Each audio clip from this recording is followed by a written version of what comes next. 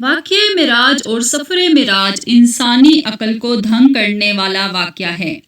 اس واقعے میں اللہ رب العزت نے اپنے محبوب خاتم النبیین صلی اللہ علیہ وآلہ وسلم اور خود کے تمام پردوں کو گرا دیا، مگر سائنس اس واقعے کو تسلیم کرنے سے انکار کرتی ہے اور اپنی عقل و دانش کے مطابق نت نئے تجربات کر کے قرآن مجید میں بیان کیے گئے حقائق کو پرکھنے کی تنگ و دو میں ہے۔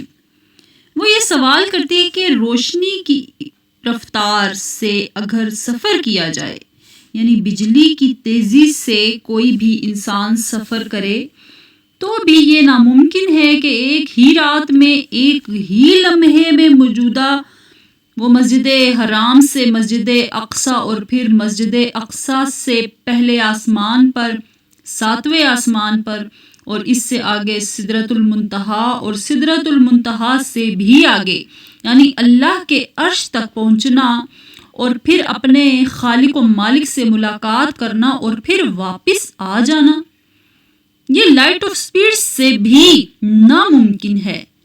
سوال یہ پیدا ہوتا ہے کہ نبی پاک صلی اللہ علیہ وآلہ وسلم نے سفر معراج کیسے طے کی؟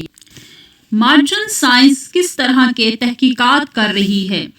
آج کا موضوع ہے کہ کس طرح سفر معراج ہوا شروع۔ جی ہاں، ویڈیو کو آخر تک لازمی دیکھیے گا۔ موضوع کا آغاز آگے چل کر کرتے ہیں۔ معزز دوستو، آئیے دن کے یہ نئی دنیا اور نئے نئے تجربات سے یہ دنیا گزر رہی ہے، تو اس حوالے سے حیرت انگیز مشینوں کا دور ہے۔ ان میں سے ایک مسٹری ٹائم بھی ہے، جس کا مطلب یہ ہے کہ وقت میں سفر کرنے اور ماضی میں پیچھے چلے جانا، یا مستقل یا مستقبل میں آگے چلے جانا، جس کو مغربی دنیا میں بہت زیادہ پرموٹ کیا گیا ہے کہ اس ٹیکنالوجی کی وجہ سے ایسی مشینیں بنائی گئی ہیں جس کی وجہ سے وقت کو سفر میں ممکن بنایا جا سکتا ہے۔ لیکن کیا آپ جانتے ہیں کہ قرآن مجید میں 1400 سال پہلے ہی بیان کر دیا گیا تھا، نبی پاک صلی اللہ علیہ وآلہ وسلم مکہ مکرمہ سے مسجد اقصی اور اس سے دور کے مطابق اونٹ یا گھوڑے پہ سفر کیا جاتا ہے، تو کس سلسلے میں 30 یا 40 دنوں کا وقت لگ جاتا تھا؟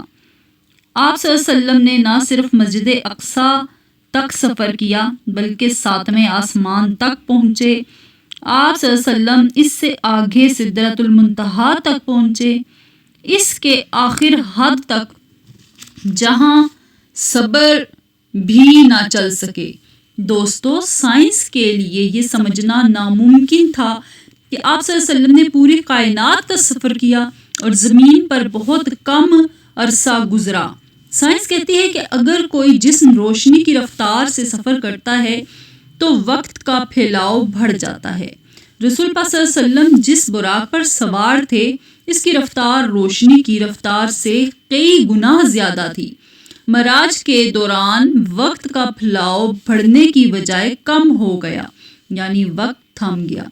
سائنسی نقطہ نگاہ کے مطابق کائنات کے کنارے تک کا فاصلہ کسی بھی سمت میں 46.5 بلین نوری سال ہے، جبکہ روشنی ایک سال میں 9.46 ٹریلین کا سفر طے کرتی ہے۔ اس کا مطلب ہے کہ اگر روشنی مسلسل سفر کرتی رہے تو 40.5 بلین سالوں میں کائنات کے کنارے پہ پہنچ جائے گی۔ سوال یہ پیدا ہوتا ہے کہ اتنی بڑی مسافت طے کرنے کے لیے اربوں سال درکار ہیں۔ سوال یہ پیدا ہوتا ہے کہ محمد پاک صلی اللہ علیہ وآلہ وسلم نے یہ فاصلہ اتنے کم وقت میں کیسے طے کر لیا؟ بے شک یہ اللہ کی ہی قدرت ہے جس نے اپنے محبوب کے لیے وقت کو سمیٹ دیا۔ سبحان اللہ۔ ایک حدیث ہے کہ آپ صلی اللہ علیہ وسلم نے فرمایا، میرے لیے براق لایا گیا، ایک سفید اور لمبا جانور جو گدھے سے بڑا ہے اور خچر سے چھوٹا ہے، جو اپنی کھر کو فاصلے پہ رکھتا ہے، جبکہ براق کے معنی ہے بجلی جیسی رفتار۔ یعنی براق بجلی کی رفتار سے بھی کئی زیادہ آسانی سے سفر کر سکتا ہے۔ دوستو، معاملہ معراج ہمارے نبی کریم صلی اللہ علیہ وآلہ وسلم کا معجزہ ہے۔ معراج کے سفر کے دوران حضور پاک صلی اللہ علیہ وسلم نے پوری کائنات کی سیر کی۔ سبحان اللہ! آپ صلی اللہ علیہ وسلم نے اللہ سے ملاقات کی۔ آپ صلی اللہ علیہ وسلم نے جنت اور جہنم کا مشاہدہ بھی کیا۔ آپ صلی اللہ علیہ وسلم نے تمام انبیاء اور رسولوں سے ملاقات بھی کی۔ اس مبارک سفر کے حوالے سے نبی پاک صلی اللہ علیہ وسلم نے فرمایا، سفر معراج سے پہلے حضرت جبرائیل علیہ السلام میرے پاس آئے، میرا سینہ چاک کیا گیا اور سونے کا تشت لایا گیا اور میرے دل کو نکال کر اس تشت میں دھویا گیا جو ایمان سے بھرا ہوا تھا، اور پھر میرے دل کو واپس رکھ دیا گیا۔ اللہ نے اپنے حبیب کو اور ان کے دل کو مضبوط کر دیا اور سفر کی طاقت عطا کر دی، اور غیر مسلموں نے واقعہ معراج پر کفر والی باتیں شروع کر دی، اور غیر مسلموں نے یہ سوال حضور پاک صلی اللہ علیہ وسلم کے لیے کیا کہ یہ کیسے ممکن ہے کہ وہ بہت کم وقت میں پوری کائنات کا سفر کر سکیں۔ سائنسی نظریہ یہ ہے کہ بجلی کی رفتار سے بھی سفر کیا جائے تو بھی یہ ناممکن ہے۔ ایک کہکشاں سے دوسری کہکشاں اس سے بھی آگے کا سفر کیا جا سکے، جبکہ وہاں کی سائنس کی تھیوری کہتی ہے کہ وہاں ہول کے دروازوں میں سے ایک دروازہ اگر کھول دیا جائے تو چند ہی لمحوں کا سفر کر لیا جائے گا، تو اس کا دوسرا دروازہ کسی دوسری کہکشاں میں جا کھلے گا۔ اس کا مطلب یہ ہے کہ ایک دروازے کو کھول کر کس طرح دوسری کہکشاں میں داخل ہوا جا سکتا ہے۔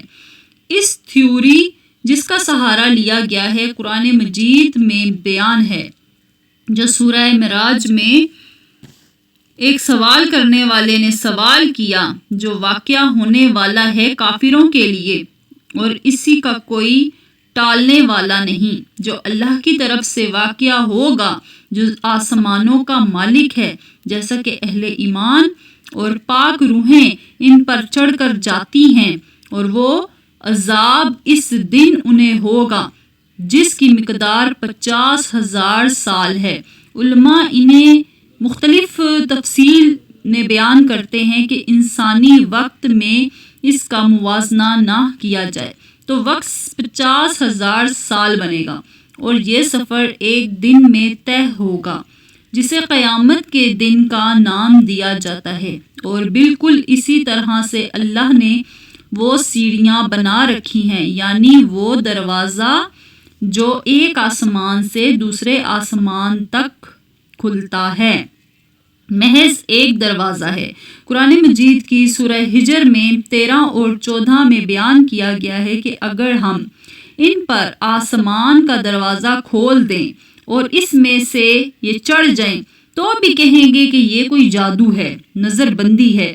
اللہ اگر انہیں صحیح رستہ بھی دکھائے تو وہ ایمان نہیں لائیں گے کہ جس طریقے سے فرشتے آسمانوں میں سفر کرتے ہیں تو وہ لوگ کہیں گے کہ ہماری آنکھوں کے درمیان پٹی باندھ دی گئی ہے۔ آج بھی 1400 سال گزرنے کے بعد بھی سائنس یہ ماننے کو تیار نہیں ہے کہ یہ ایک دن کا سفر کیسے طے ہوا۔